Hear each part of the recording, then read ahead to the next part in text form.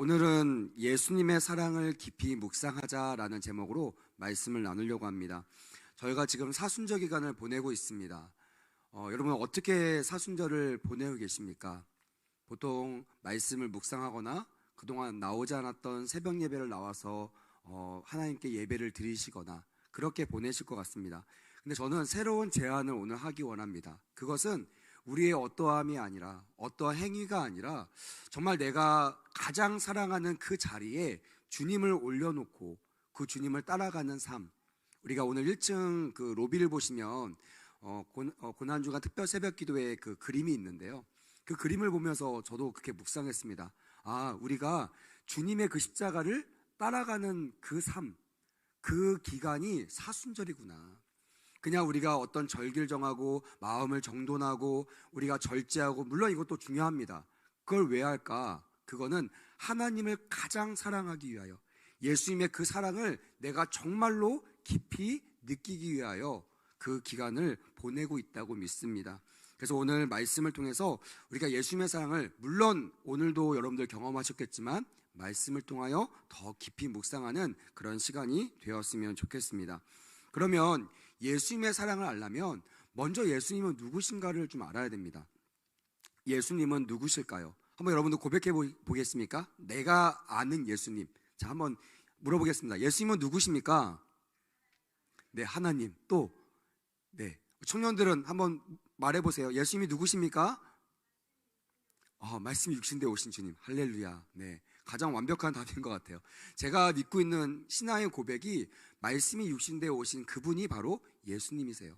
그래서 그 예수님이 이 땅에 오신 그 사건, 그리고 그 마음가짐, 그 사랑이 어떠한지 우리가 깨달을 때 예수님을 깊이 묵상할 수 있을 거라고 믿습니다.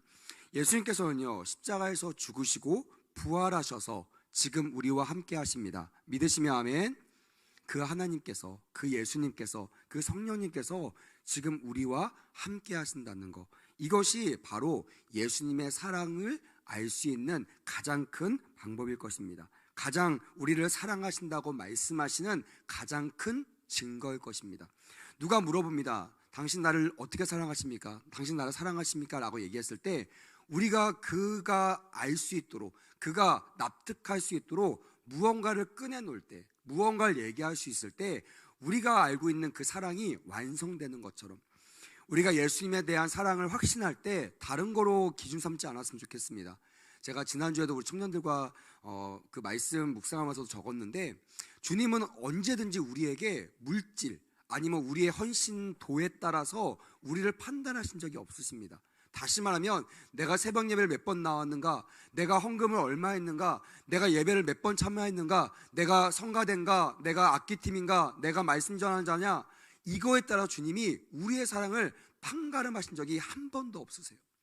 주님은 우리가 죄인 되었을 때부터 우리를 사랑하셨습니다. 할렐루야. 그것이 주님이 우리를 사랑하셨던 증거이고 가장 큰 확신입니다.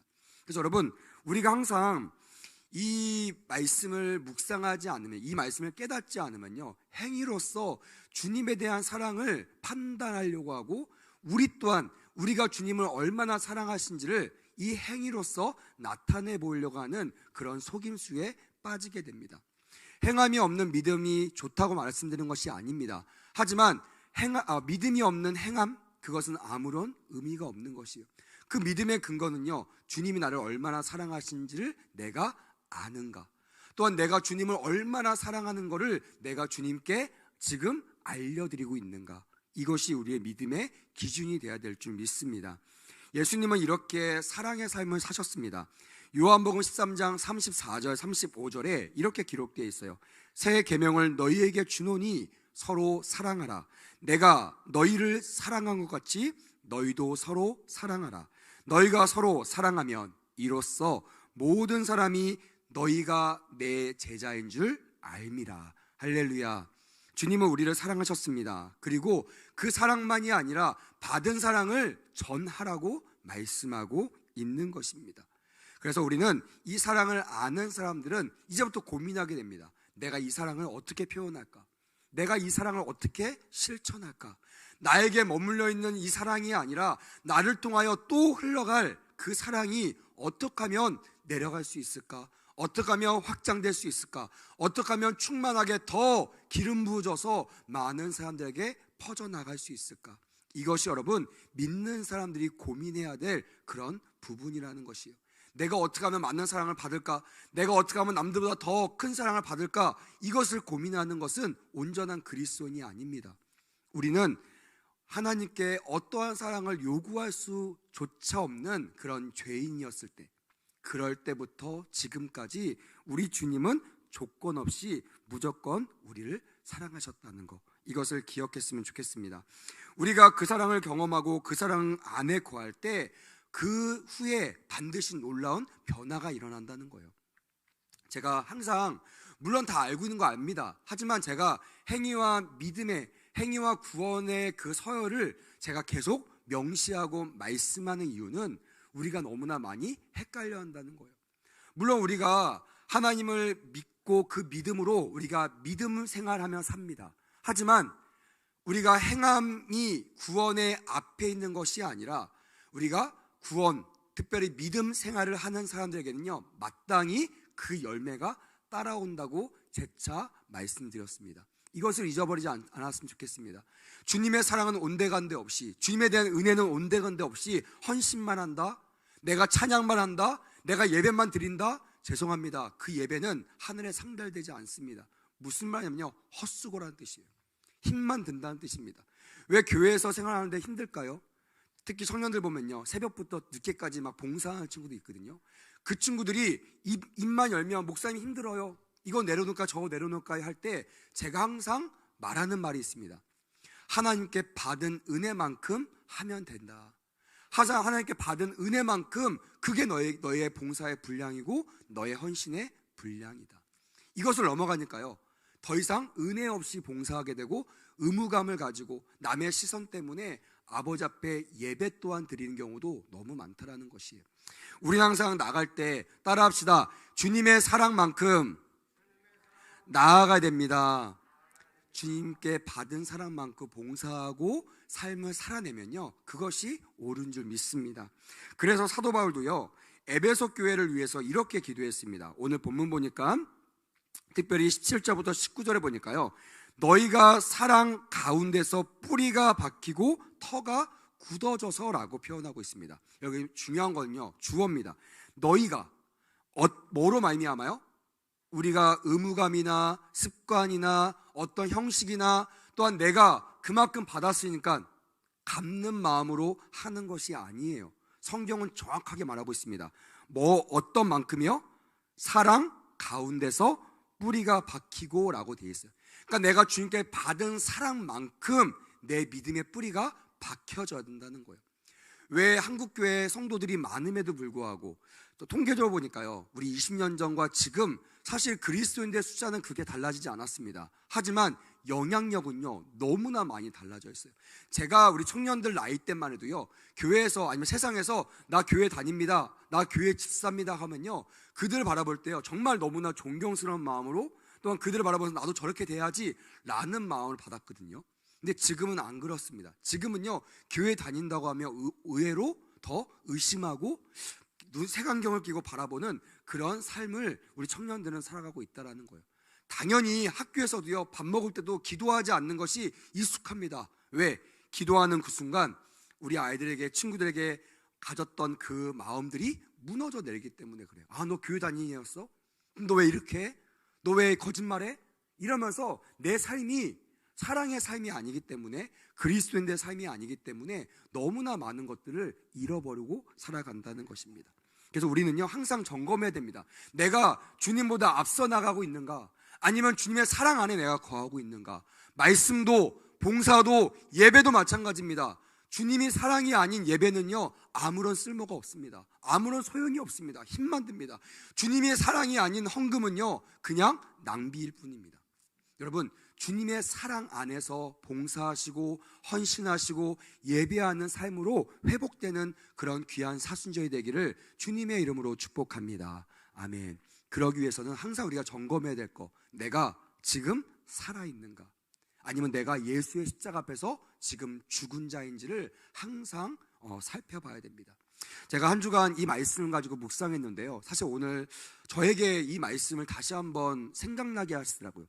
어떠함이 아니어도 저는 주님을 사랑합니다 라고 고백했는데요, 어떠함 앞에 자꾸만 마음이 흔들리기 시작하는 거예요. 어떠함 앞에 자꾸만 제 믿음과 제 사랑이 자꾸만 흐트러지는 거예요. 아, 나도 완벽하지가 않구나, 나도 온전히 서 있지 않구나라는 것을 오늘 하루 종일 주님을 묵상하면서 깨닫게 되었습니다. 여러분, 사순절은요, 그래서 바쁨과 분주함을 내려놓아야 될 이유가 여기 있는 것입니다. 내가 습관적으로 하고 있는 바쁨, 그 가운데서 내가 정말로 살아있는가 죽어있는가를 나는 깨달을 수가 없었어요. 제가 오늘 학생부 예배 때 그랬습니다. 세상에서는 살아가면서는 내가 죽었는지 살았는지를 확인할 방법이 없다. 왜? 거기는요, 살아있어야지만 생존하기 때문입니다. 거기선 죽어있을 수는 없습니다. 거기서는 한적한 곳으로 떠나갈 수가 없습니다. 거기서 살아가야 되니까요. 유일하게 주 안에서만 내가 살아있는가 죽어있는지를 판단하고 그렇게 생각할 수 있다는 것입니다. 오늘 말씀에도 너희가 사랑 안에서, 사랑 가운데서 뿌리가 박히고 터가 굳어져서라고 말하고 있습니다. 우리의 믿음이 과연 하나님의 사랑 안에 있는가, 우리의 헌신이, 우리의 예배가 주의 사랑 안에 있는가, 그렇지 않은가를 판단해보고, 만약 그게 아니라면 오늘 이 시간 십자가 앞에서 우리를 죽이는 그런 귀한 은혜가 있기를 주님의 이름으로 축복합니다. 아멘. 그럴 때 물론 우리가 썩어져서 없어진 것 같지만 성경은 그렇게 말하지 않습니다. 한 알의 밀이 땅에 떨어져 죽는 그 순간 놀라운 생명 역사가 일어나듯이, 내가 죽었는데요, 내 이름이 없어지고 내 목소리가 없어지고 나는 장로고 나는 목사고 나는 권사고 나는 청년회장이고 내 말이, 내 입김이 없어졌는데요, 교회가 더 부흥하는 거예요. 내가, 리더들이 목소리가 죽어가고 내 욕심과 내 자아가 죽었는데요, 교회가 더 예수님을 닮아간다는 것. 여러분, 그것이요 온전한 뜻이라는 증거입니다. 무슨 말입니까? 내가 죽었는데요, 하나님께서 여기서 없어지는 것이 아니라 내가 죽고 내 안에 계신 예수님이 살아나면서부터, 따라합시다, 터가 굳어진다. 반석 같은 터가 굳어지는 역사가 일어난다는 거예요. 바람이 불면, 누가 입김을 하면 흔들리고 막 엉망진창이 되는, 무질서가 되는 그런 교회와 그런 세상이 아니라, 어떤 환난과 어떤 입김이 오더라도 예수 안에서, 한 성령 안에서 그 성령을 듣고 그 한 몸을 이루는 교회는요, 절대로 믿음의 반석 안에 터가 굳어져야 된다는 것입니다. 특별히 여기 있는 청년들, 흔들리지 마십시오. 좌우에 막 움직이는 방향에 따라서 움직이지 마십시오. 여러분, 청년 때 훈련받아야 할 것은 이겁니다. 내가 어떠한 상황 속에서도, 칭찬을 받던지 환란이 일어나던지 그 어떠한 상황 속에서도 내가 예수 안에 있는 훈련, 그 훈련이 이 청년 3부 예배를 통해서 굳어지고 터가 굳어지는 그런 은혜가 있기를 주님의 이름으로 축복합니다. 아멘. 18절에 보니까요, 모든 성도와 함께 지식에 넘치는 그리스도의 사랑을 알고라고 되어 있습니다. 이 사랑은요, 교회 몇몇 사람들만 알아서도 안 됩니다. 믿음 있는 몇몇 사람들만 이 사랑을 알면 안 됩니다. 이건 주님의 명령이 아니에요. 주님은요, 모든 사람들이 이 사랑을 알기 원합니다. 꼬맹이, 유치원 어린아이까지도 모든 사람들이 힘을 써가지고, 더 어렵겠죠, 더 눈을 낮춰야 됩니다, 더 많은 것들 포기해야 됩니다. 그러면서까지도 이 어린아이가, 아, 이것이 그리스도의 사랑이구나, 이것이 그리스도의 사랑 안에서 내가 신앙생활 하는구나 라고 깨닫게 해야 되는 것이 온 성도의 의무라는 것입니다. 주님은요, 먼저 세운 사람들이 정말 한 알의 밀이 따라 떨어져 죽는 것처럼, 내가 말할 수 있어요, 말할 권리가 있습니다, 말에 또 입김도 있습니다. 하지만 내가 죽고 내 안에 예수가 살아서 모든 성도들이 예수의, 그리스도의 사랑을 알 수 있도록 죽어지는 것, 낮아지는 것, 겸손하게 나아가는 것, 그것이 우리 이 사순절을 지내는 우리의 모두의 모습이 되기를 원합니다.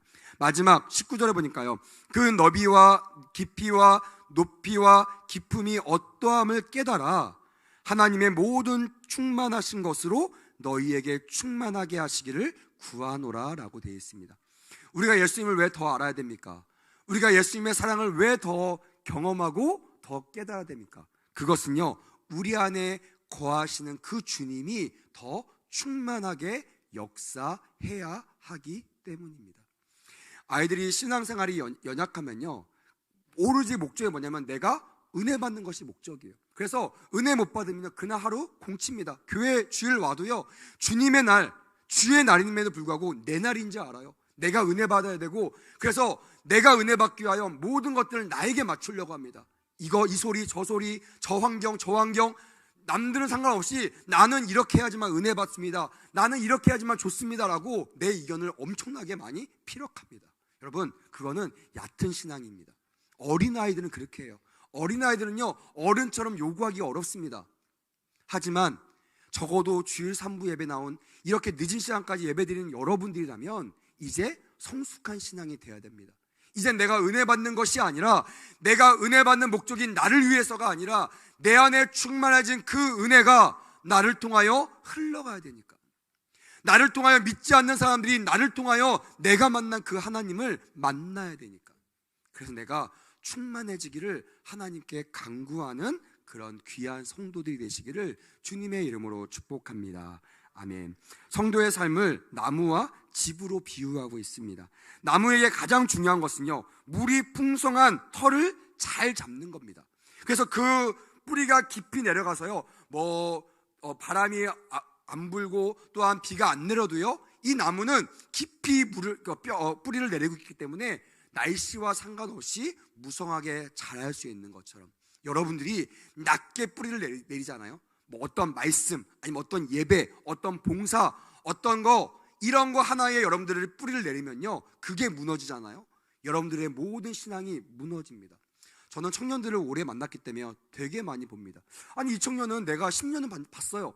믿음도 좋고요, 봉사도 잘합니다. 교회에서 으뜸 가는 청년이에요. 근데 20살 딱 되니까요, 신앙이 무너지는 거예요. 완전히 날아가 버리는 거예요. 리셋돼 버리는 거예요. 어떻게 이런 일이 있을 수 있을까 고민했습니다. 자세히 그 친구를 연구하고 말해보니까요, 봉사하는 거, 아니면 부모님의 기대, 아니면 사람들의 시선, 여기에 뿌리를 내리고 있더라고요. 그러니까 부모님하고 관계가 안 좋으면 교회를 안 나오는 거예요. 여자친구하고 관계가 안 좋으면 교회를 떠나버리는 거예요. 직장, 성공, 여기에 뿌리를 내렸는데 성공하지 못했다, 대학교 못 갔다, 이것이 자기가 교회를 떠날 수 있는 근거가 되더라고요. 여러분, 그렇게 뿌리를 내리기를 우리 주님은 원하지 않으십니다. 동의가 되시면 큰 소리로 아멘. 주님은요, 무한한 아주 깊은 사람의 얕은 사랑이 아니라, 조건적인 사랑이 아니라, 기브 앤 테이크가 아니라 무조건적인 완벽한 그 사랑 안에 우리의 뿌리가 내려지기를 원한다는 거예요. 그래서 여러분, 정말 신앙이 좋은 교회들은요, 일을 해보면 압니다. 일 안 하면 몰라요. 왜? 편하거든요. 안 건들거든요. 근데 건드려 보잖아요. 일을 시켜 보잖아요. 그러면 뿌리가 약한 교회들은요, 막 난리가 납니다. 막 이렇게 바람이 불고요, 막 유리창이 깨지고요, 소리가 막 들려옵니다. 근데 진짜 주님을 깊이 묵상하고 뿌리가 내린 교회는요, 흔들림이 없어요. 어떠한 사역과 어떠한 상황이 돼도요, 흔들리지 않는. 저는 여기 있는 모든 분들이 사순절 기간을 지나면서 분주함을 내려놓고 점검했으면 좋겠어요. 내가 정말 예수님보다 앞서 있는가?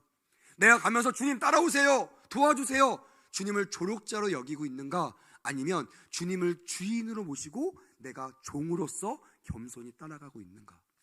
바라기는 우리 모두는 주의 깊은 사랑에 뿌리를 내리고 어떠한 환경 속에서도 주님을 따라가는 귀한 성도들이 되시기를 주님의 이름으로 축복합니다. 아멘.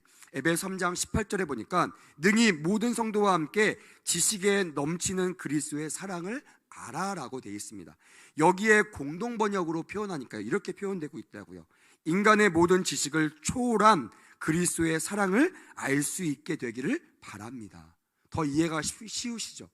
그러니까 성경이 말하는 넘치는 사랑이란 뭐냐? 그거는 초월한 사랑이라는 거예요.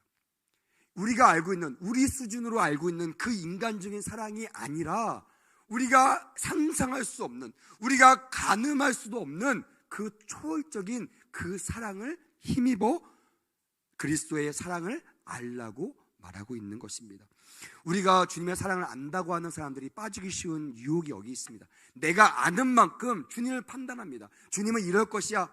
그래서요, 어떤 사람들은요, 열심히 해야지만 주님이 자기를 사랑한다고 믿어요.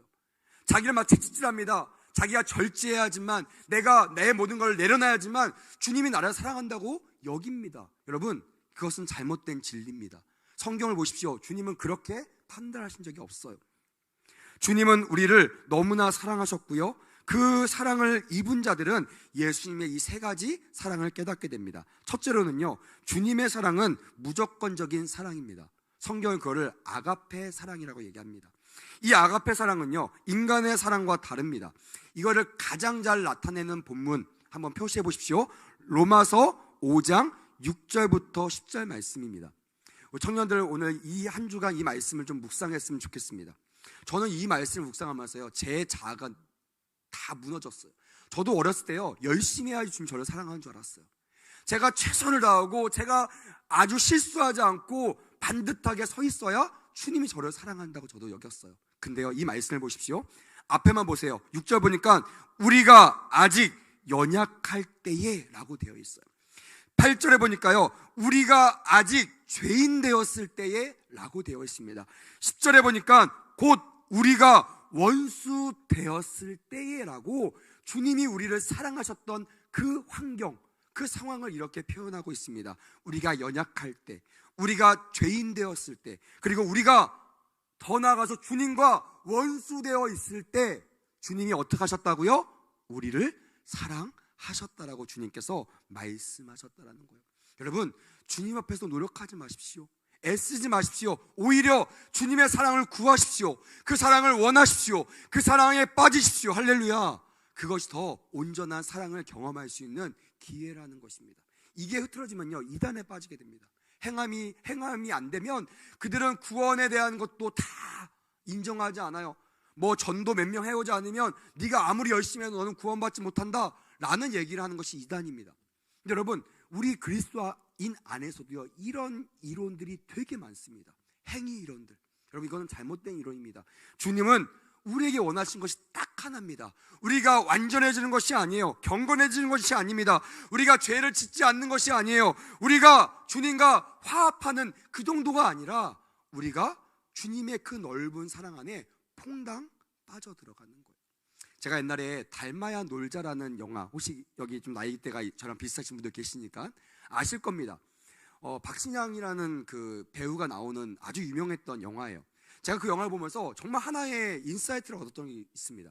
거기에 스님한테 그 문제를 냅니다. 깨진 항아리를 가지고 이거를 물에 잠기우는 사람에게 내가 소원을 들어주겠다. 그래서 뭐 스님도 연구합니다. 어떤 사람은요, 그 깨진 어항을요, 물에 넣지 않고 바닥에 놓고 그 위에 앉아서 다 채웠습니다 그러더라고요. 그게 무슨 말인가 했더니 모르겠어요. 그 불교적인 어떤 용어가 있나 봐요. 마음을 뭐 비우는 것이 뭐 채우는 것이다 막 이런 게 있어서 내가 그 위에 올라가서 마음을 비우니까 당연히 이 안에 있는 항아리가 가득 채워졌을 거다라고 얘기를 하더라고요. 근데 그 문제 낸 사람이 틀렸다라는 겁니다.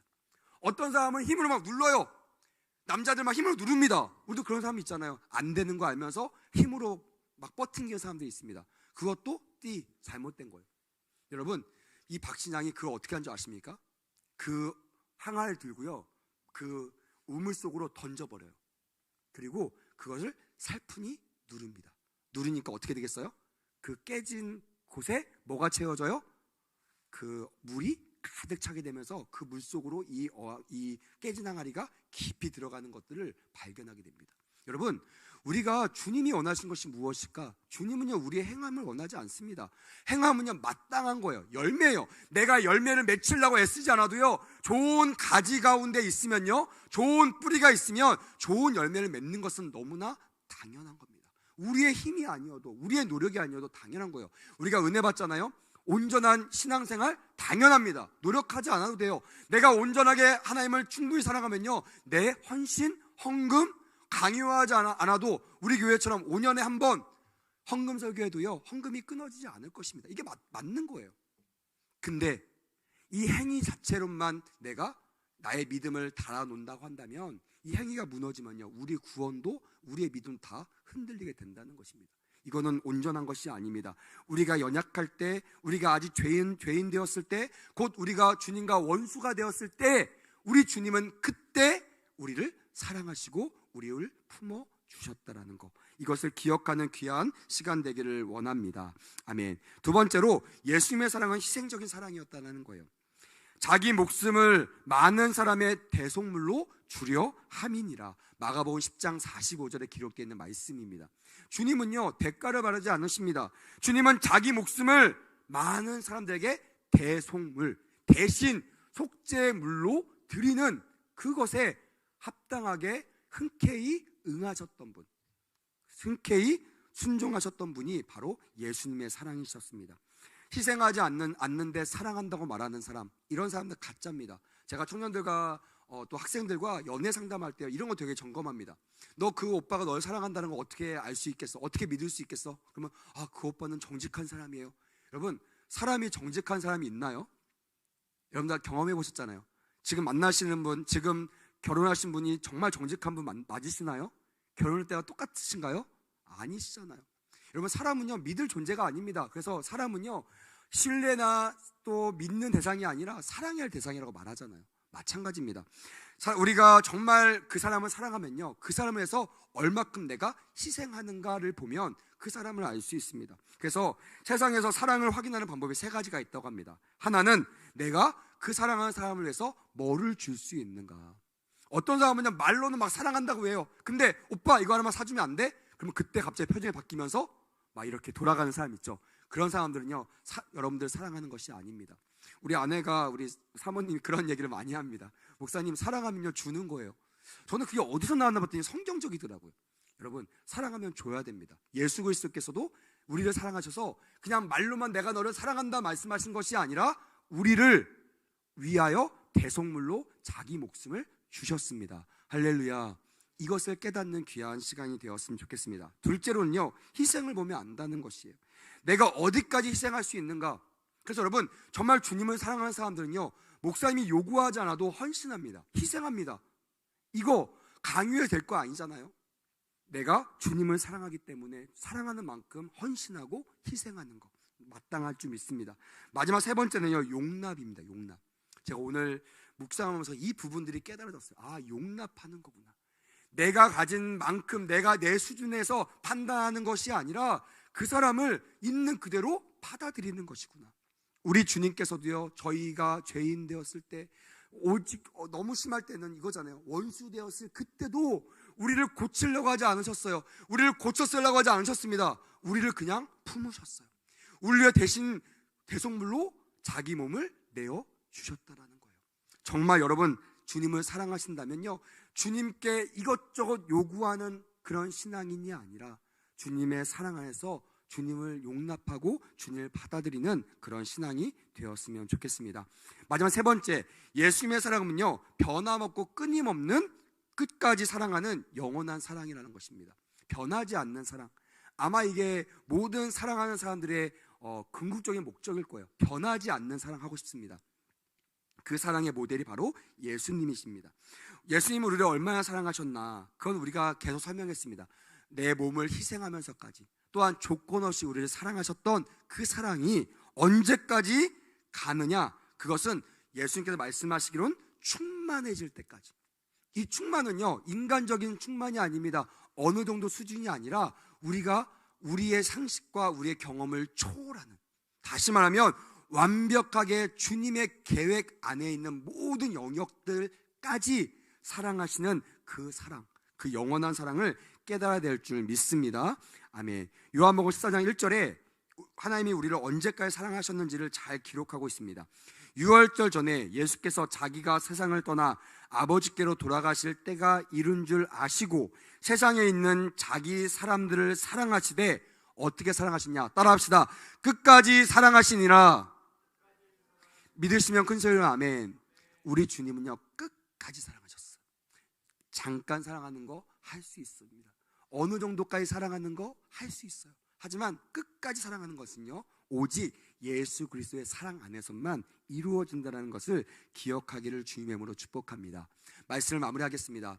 사순절, 이제 다음 주가 되면 고난주간입니다. 이제 우리가 주님의 그 십자가를 이제 멀리서만 바라보면 안 됩니다. 더 깊이 주님의 사랑을 근거로 주님의 그 십자가의 행렬에 동참하는 은혜가 있었으면 좋겠어요. 그냥 내가 하고 있는 연역 가운데 주님 뭐 나 좀 도와주세요, 나 좀 뭐 사랑해 주세요 라고 얘기하는 어린아이 같은 그런 신앙에서 벗어나 이제는 주님의 깊은 사랑, 주님의 넓은 사랑, 그 사랑에 깊이 뿌리를 내리고 내가 원하는 사랑, 내가 한계가 있는 그 사랑이 아니라 영원한 사랑, 끝까지 사랑하는 사랑, 모든 것을 용납하고 모든 것을 희생할 만한 그런 사랑을 하시기를 주님의 이름으로 축복합니다. 아멘. 그럴 때 우리의 태도가 달라질 거예요. 우리의 예배 태도가 달라질 겁니다. 우리의 신앙의 태도가 달라질 것이에요. 정말 내가 죽고 내 안에 예수가 살아서 그분만 높임받을 수 있는 예배, 그분만 기뻐하실 수 있는 예배, 그분만 기뻐하신다면 나 같은 존재는 없어지고 나의 목소리는 사라지고 나의 권력과 나의 힘은 다 쓰레기가 되더라도 그래도 주님 괜찮습니다, 괜찮습니다, 그래도 주님만 영광받아 주신다면 감사합니다라고 고백할 수 있는 귀한 예배자들, 우리 청년들이 되시는 은혜가 있기를 주님의 이름으로 축복합니다. 아멘.